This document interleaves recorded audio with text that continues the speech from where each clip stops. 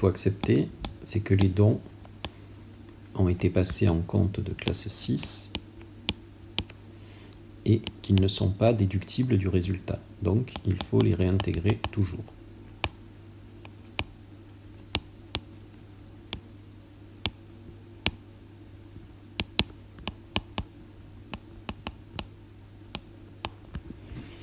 Ensuite, il y a une deuxième chose à savoir.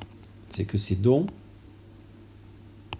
vont entraîner une réduction d'impôt. Une réduction d'impôt, c'est une fois que l'on a calculé son impôt, on va imputer directement le montant de la réduction d'impôt sur l'impôt dû.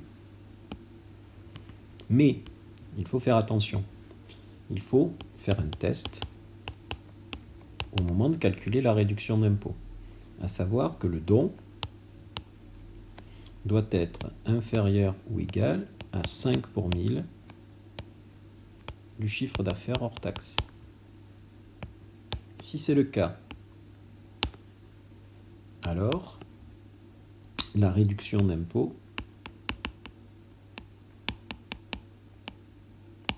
je vais prendre 60% car c'est le montant le plus fréquent, sera de 60% du don.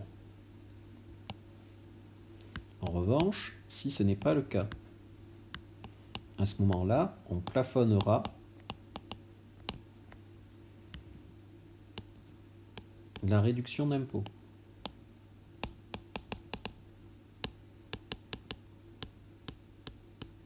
On la plafonnera à quoi? À 60% toujours, mais de 5 pour 1000 du chiffre d'affaires. C'est-à-dire le test que l'on a fait tout à l'heure. Mais attention,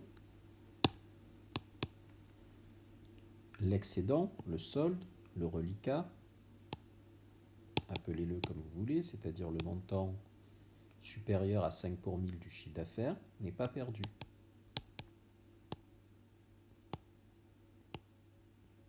On l'ajoutera